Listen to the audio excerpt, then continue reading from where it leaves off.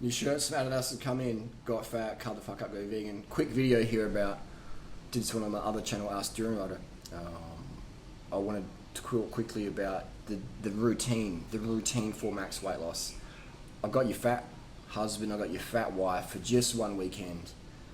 Ideally it would be a couple of years, because let's say they're 150 kilos, they're Joe Best size. And banter. I'm going to wake them up. No, they're going to come to my house. And it's at night time. They're going to be in bed, 8 o'clock, phones off. I confiscate their phone, I confiscate every single electric item they have. And all they're allowed to take in the room is their bed attire and also an eye mask. This is the best eye mask you can get, one of the best. It's called Mindfold. Don't sell these. Mike Arnstein got me onto these back in 2012, Woodstock Fruit Festival. I was like, oh, eye mask, and it's another thing I don't really need. Because try it out. So I tried it out, I was like, fuck. Yeah, if you don't have one of these, you can just get like a backwards balaclava and put that on. You want to have darkness over your eyes, alright? You want to have darkness over your eyes, and you can rob cunts later on as well. But you see, Freely's got one of these, she runs it, I run it. Freely steals mine when she loses hers. They're just Mindfold, man. Grab one of those. Game changer. If you don't have that, you can just put something over your fucking eyes as well. Or a t-shirt, but you've got to have the darkness. So the person's coming into my house and it's like, boom, there's no electricity, there's no phones, there's nothing. There's the Wi-Fi, pull it out of the fucking wall, man. Pull it out of the fucking, there's nothing, bro. Your phone's, it's locked, it's turned off. And so you're going to be going to bed 8 o'clock. If you're overweight, 8 o'clock, it's just like, boom, you're in bed, or I'm going to put a bucket of fucking ice water over you. Alright? Or there's going to be some sort of punishment.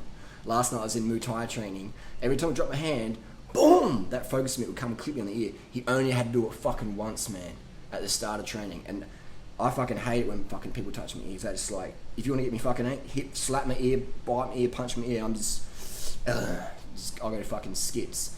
And so he just clipped me on the ear, and I was just like, I almost fucking clocked him one. I was like, no, don't do that. But I just like, you know, like, hands up.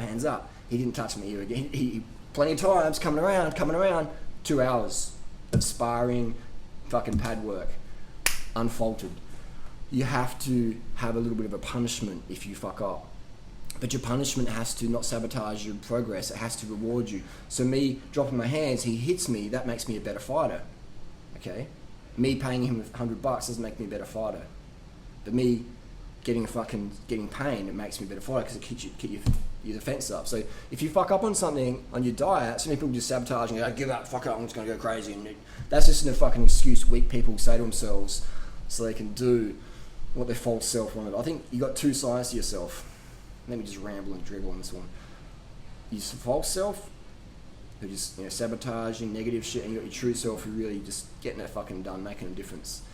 And so when you fuck up, your true self will go, oh, you fucked up, let's get back on the road. Your false self will go, no, let's go to KFC. Let's go meet Joe Best at KFC and go get some beers afterwards, you know, and fuck riding our bikes, let's go drive there. True self will go, oh, you fucked up a bit, you didn't have enough calories, go to bed early tonight, you're back on track, it's all good. So you're going to ask yourself, you know, you're going to listen to your true self or false self. So the person's at my house, 8 o'clock, phone's off, electricity's off, everything's off, there's no fucking excuses, and they're going to get up. And as soon as we hear the first bird in the morning, we're going to wake up, even if it's fucking dark. We're going to wake up, we're going to put on our fucking, get ready, we're going to jump on our bike. And if the person wants to ride at night time in the morning, then they're welcome to start work early, and then once the sun comes up, then jump on the bike if they feel safer that way. Or we put lights on our bike and we get out there, and we also pay attention because there's sleepy drivers around, sleepy pedestrians, sleepy dogs. So always be paying attention on the road, and that's what we do. The first bird call, you're up, you're out, and you're doing it, and that's getting your metabolism going. Early mornings, early nights is the best thing sleep-wise. What do you matter? It doesn't matter if you sleep. It doesn't matter if you sleep. What matters is rest, laying down horizontal, on your back ideally. The sleep researchers recommend, but whatever side you prefer, but on your back ideally. And in darkness, so that your heart rate can go down, and there's no mobiles, there's no internet, there's none of the stimulant effect that the internet has on everyone. And then so we're getting up, we're going for a ride, we're going to start the day with a litre of water before any sort of meal. So you're going to have a bottle of water on your bike, maybe a bottle of juice, and some dates with you. And we're going to go and ride 7 hours that day. we're going to go on a ride because you just quit your job, or you're making your job physical. So you become a bike messenger. You're getting paid to train now. They're getting paid to train. I don't give a fuck how much money you're making in that office or whatever. Now you're being paid to train. You're a professional cyclist. You're a bicycle messenger. And the first day of the job is going to be fucking hard. You probably get car doored or someone's going to steal your bike, but you'll learn. Because you'll have me saying, hey, watch out for car doors. Don't hug the traffic so much. Don't trust the drivers so much. Use a D-lock on your bike. Use a D-lock, otherwise it's going to get ganked. Put stickers on it, customise it, a bit of paint here and there, customise it.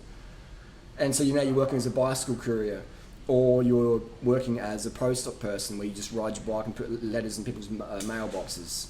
And you might be like a fucking whale on a bike, and I don't give a fuck. People might laugh at you, and your colleagues and this person goes crazy, and I don't give a fuck. Because we're not here for anyone else. We're here for you to get it fucking done. So you can sacrifice your goals to please people who don't really fucking matter, or you can live your life for you who matters. Simple as that.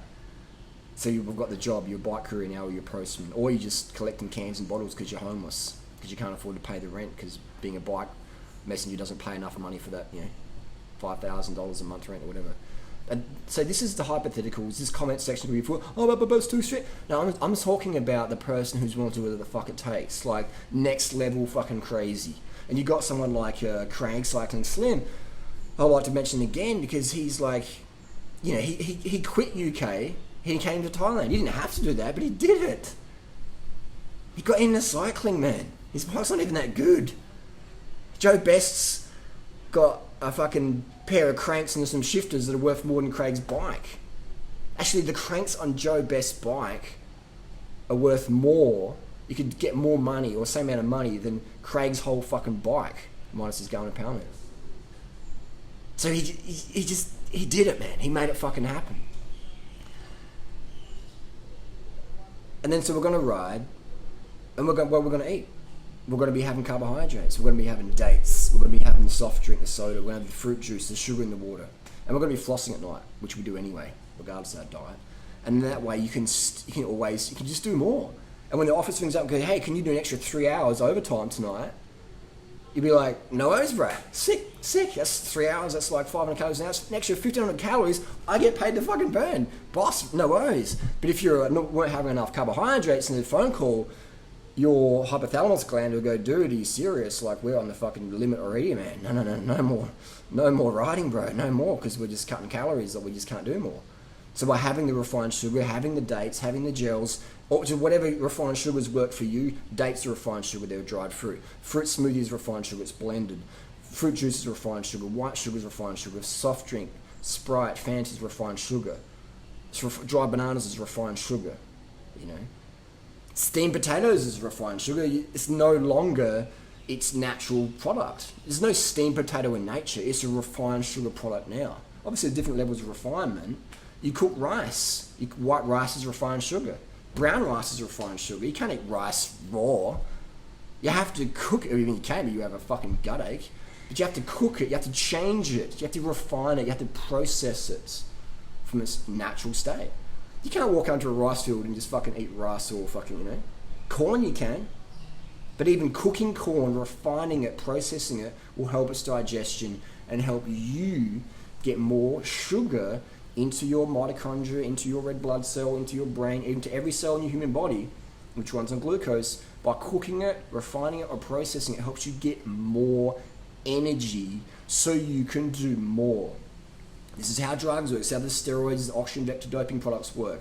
That lets you train harder at a higher level and recover faster so your body can make the mitochondrial changes. That's how it works. People go, well, I just take drugs. Why?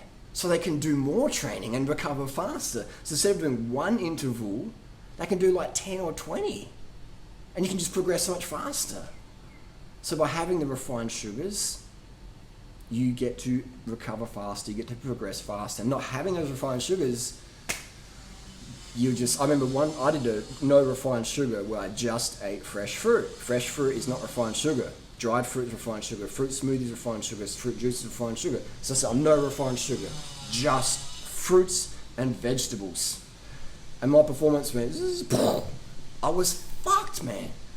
I was fucked because I couldn't carry through. All of a sudden I carry like a watermelon in my backpack and eat that. Like, it takes me an hour to get like 400 calories. Yeah, it just wasn't sustainable. So my fitness is boom. It really didn't really matter too much because I was already lean as it is. But if I was overweight and my fitness is going down, it means my hormones are going down. Everything's going down. I didn't last that long in that experiment. I was like, okay, this is stupid. I don't want to lose fitness. I don't want to be a bad example for veganism back in the day, fruitarianism. So I started eating refined sugars from dates, sultanas, etc., fruit juice. But that's what I would do, and there'd be no socialising, there'd be no going to dinners. Because when you go to dinner, you go to bed later.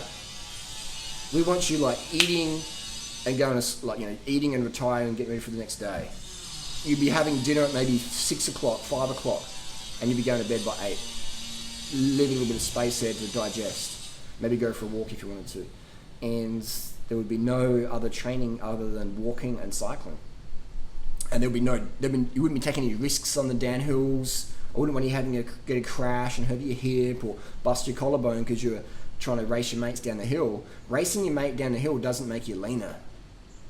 So if it's not making you leaner, then why do it? It's pointless. If it's not making you leaner in a better way, people go, cocaine makes you leaner. Just don't eat for weeks. Yeah, but it's not going to be sustainable, is it? It's going to fuck your metabolism up. So we want to look for things that support our metabolism and also help us become leaner and feel better and healthier. Alright? Ask the question, does this make me leaner? Yes or no? If it's no, then don't do it. Next question is, and is this good for me? Is this healthy? If it answers no, then don't do it. If it answers yes, riding up a hill, eating refined sugar, eating dried fruit, refined sugar, all these things that I recommend, all of them are healthy. If they're not healthy, I wouldn't recommend people do them. B12 shots, good, healthy. B12 shot, is it healthy? Does it help get leaner? Yes. How? Can help raise hemoglobin in some people. It can help with increased fat, protein, carbohydrate metabolism in some people. Riding a bike, is it healthy? Yes. Riding fast down hills, riding in traffic, not paying attention, is that healthy? No. It's not supportive at all. So people can take me out of context or whatever, but that's what I would be doing with your fat husband or wife. That have no car, that have no normal job. I mean, you can do all these things as a normal person, but your results won't be as fast, alright?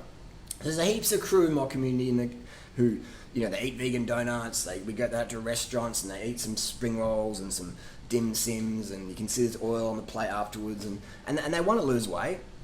But I don't give them a hard time about it because I know that they know what I would recommend. But I'm not going to be on their case every time because they're having fun and they're meeting guys and they're meeting girls and they don't want it super, super bad, super, super fast. And that's totally fucking fine. This advice I just gave is for the people who want it really fucking fast, expedited express shipping style shit. And they're you're never going to see them in a restaurant, you're never going to see them in a car. You're only going to see them in the mountains, just up and down, that's just all they do. They're just obsessed with it. And they're the people who get the results faster. So you have people who go, I'm not losing the weight, or blah, blah, blah, blah. And it's well, I know what you're doing, and you know that I know what you're doing, and you're not really doing what you should be doing. But so don't complain about your progress. Or you have people who will, so I'm cutting out refined sugar, but then they cut out oil, they cut out dinners, they cut out all this other stuff, and then you see them on Strava and they're just doing more power intervals, or they're on the home trainer, or it's hang on, you never used to do this. I mean, this is fucking awesome, but don't think it was the refined sugar. It's increased training, it's the fucking intervals, now you're off the oils and all the fucking shit that I promote. People eat as fun foods, but if you want to lose weight, then you can't eat those things. You can't eat them. They just sabotage your results. When you get underweight, then definitely smash them in. So is that clear? Is that concise? What I recommend is pretty much the McDougall rice diet, the sugar diet, the Walter Kempner diet, the rice, the refined sugar, and the fruit juice. So we're stealing that sort of diet plus the durianrider lifestyle tips, the cycling. I mean it worked for Freely. It worked for fucking thousands of people, worked for Cycling Slim. There's so many people who write me and share before and after photos. And they're not even really on social media. They might have a private Facebook account or whatever. And they're like, please don't share this photo, or don't, because I don't want to get any of the trolls. And this has only happened maybe in the last year or so. But I find that quite interesting how people are scared of faceless internet trolls. Don't be scared of these people. But it is cool how many fucking people write me, and freely as well, and they're just like, I just want to say thanks, here's before and afters. I'm just like, wow, is that the same person?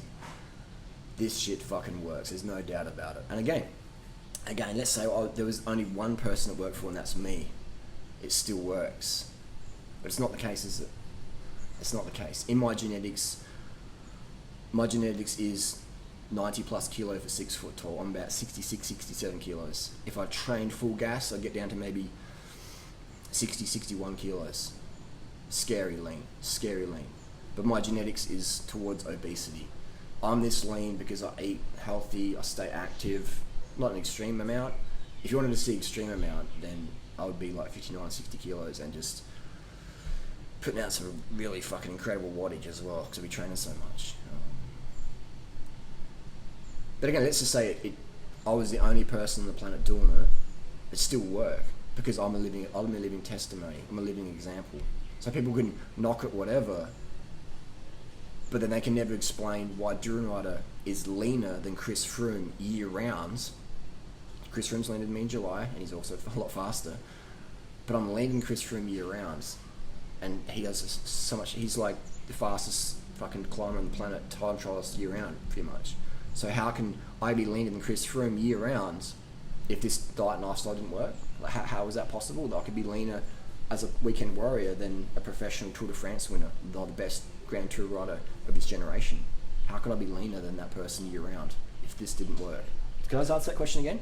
How could I be leaner than that person year round if this didn't work? It does work. I've got the DEXA scans, I've got the blood tests. There's so many fucking people who are following the advice, getting results. It's funny that I have to try and sound convincing, but like I said, there's people out there who still text in traffic, and they'll be driving, and you'll be like, sorry. There's just dumb people out there who need convincing every fucking day.